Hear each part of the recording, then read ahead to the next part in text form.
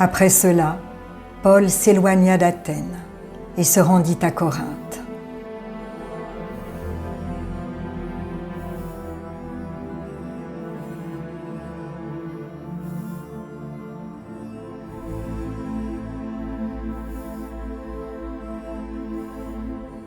Il y trouva un juif nommé Aquilas, originaire de la province du Pont, récemment arrivé d'Italie, ainsi que sa femme Priscille. L'empereur Claude, en effet, avait pris la décision d'éloigner de Rome tous les Juifs. Paul entra en relation avec eux. Comme ils avaient le même métier, ils demeuraient chez eux et y travaillaient, car ils étaient de leur métier fabricants de tentes.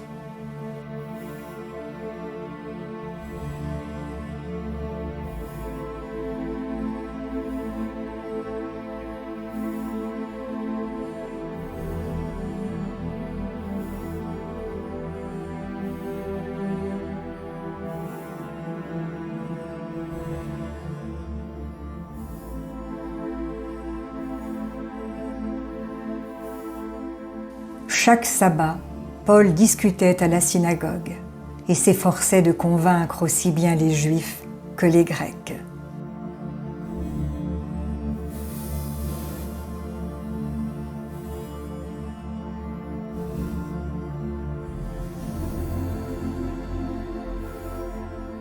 Quand Silas et Timothée furent arrivés de Macédoine, Paul se consacra entièrement à la parole, attestant aux Juifs que le Christ, c'est Jésus.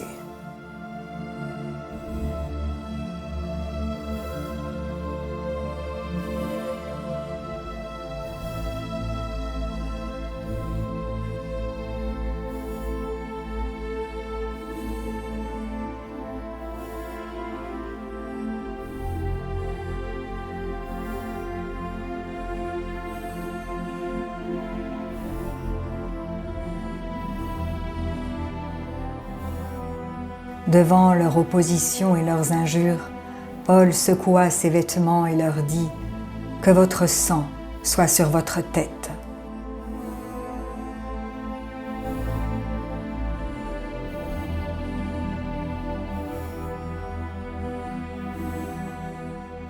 Moi, je n'ai rien à me reprocher. Désormais, j'irai vers les païens.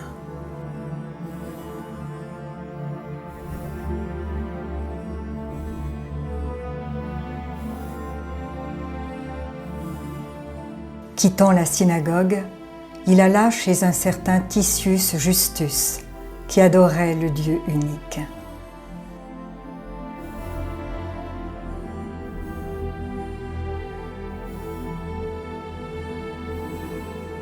Sa maison était tout à côté de la synagogue.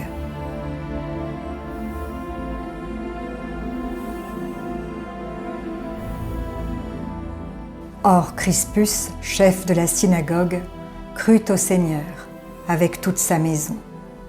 Beaucoup de Corinthiens, apprenant cela, devenaient croyants et se faisaient baptiser.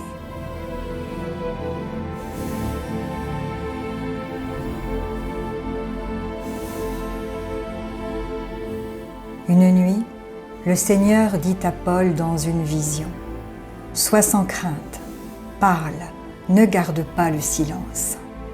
Je suis avec toi, et personne ne s'en prendra à toi pour te maltraiter, car dans cette ville, j'ai pour moi un peuple nombreux. »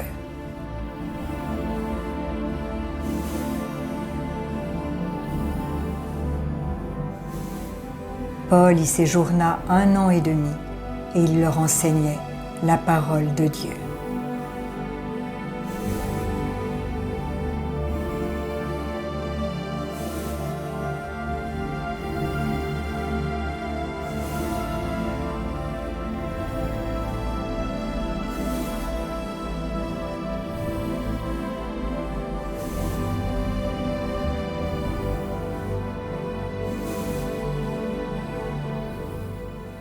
Sous le proconsulat de Gallion en Grèce, les Juifs unanimes se dressèrent contre Paul et l'amenèrent devant le tribunal, en disant la manière dont cet individu incite les gens à adorer le Dieu unique est contraire à la loi.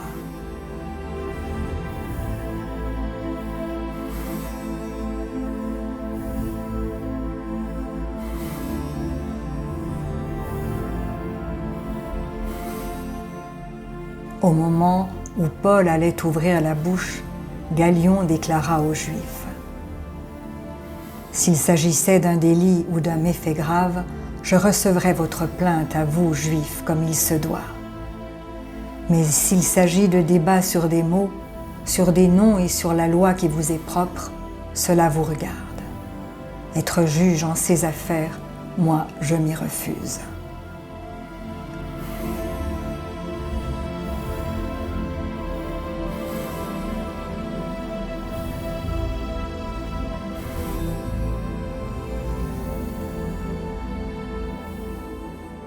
Et il les chassa du tribunal.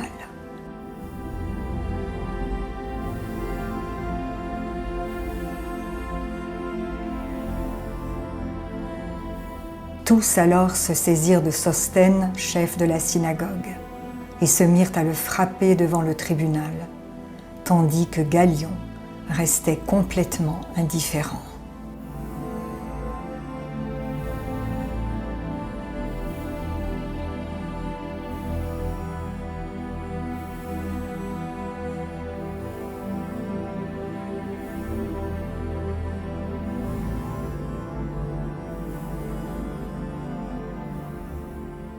Paul demeura encore assez longtemps à Corinthe.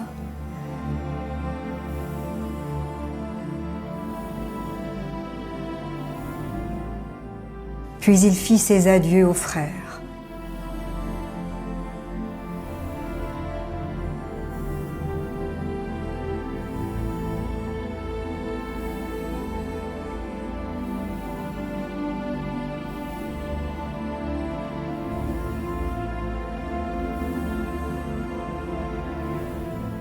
Et s'embarqua pour la Syrie, accompagné de Priscille et d'Aquilas. À Cenchrée, il s'était fait raser la tête, car le vœu qui le liait avait pris fin.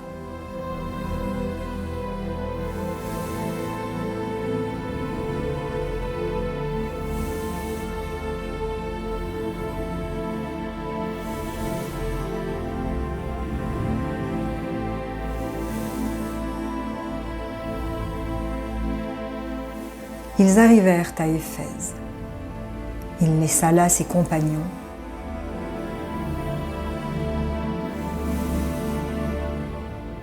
Mais lui, entrant à la synagogue,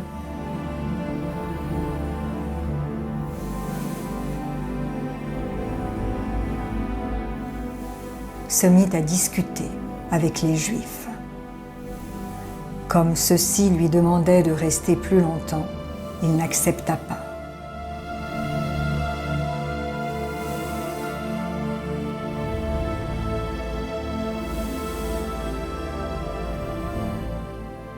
En faisant ses adieux, il dit : « Je reviendrai encore chez vous, si Dieu le veut. » Et quittant Éphèse, il reprit la mer.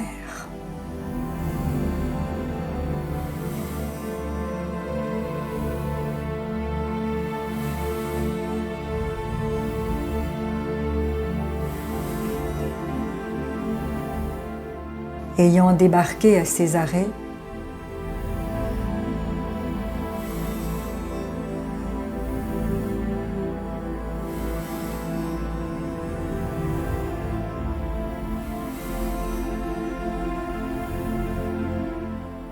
il monta saluer l'église de Jérusalem.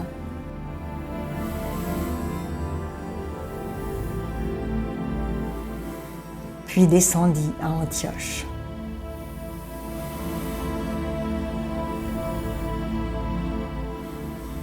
Après y avoir passé quelque temps, Paul partit. Il parcourut successivement le pays Galate et la Phrygie, en affermissant tous les disciples.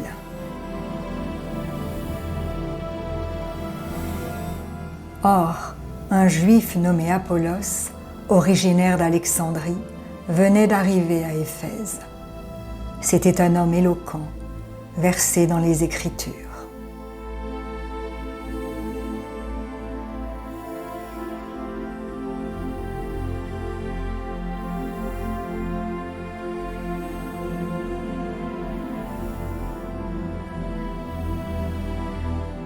Il avait été instruit du chemin du Seigneur. Dans la ferveur de l'esprit, il parlait et enseignait avec précision ce qui concerne Jésus. Mais comme baptême, il ne connaissait que celui de Jean. Il se mit donc à parler avec assurance à la synagogue.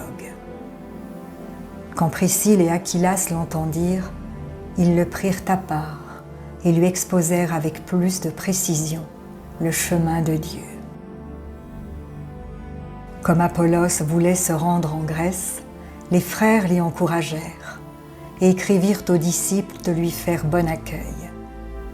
Quand il fut arrivé, il rendit de grands services à ceux qui étaient devenus croyants par la grâce de Dieu. En effet, avec vigueur, il réfutait publiquement les Juifs en démontrant par les Écritures que le Christ, c'est Jésus.